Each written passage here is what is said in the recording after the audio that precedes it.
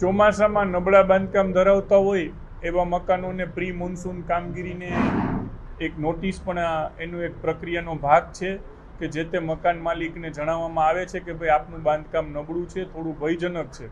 એમાં 2-3 કેટેગરી હોય છે. જે અત્યંત ભયજનકની કેટેગરીમાં આવતું હોય એ કોર્પોરેશન પોતે પણ એને નોટિસ આપીને તાત્કાલિક પાડી નાખતું હોય છે.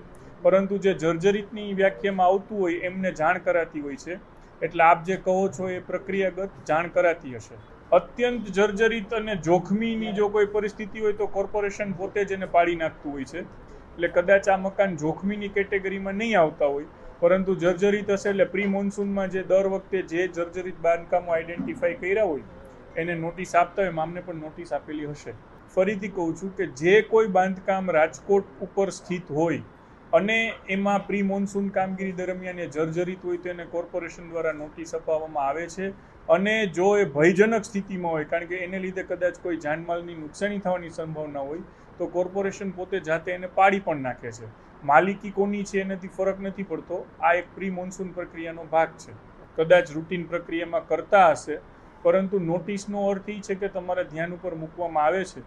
તેમ છતાં પણ તમે કહો છો એ વિગતના આધારે હું સ્પષ્ટતા મગાવી લઈશ.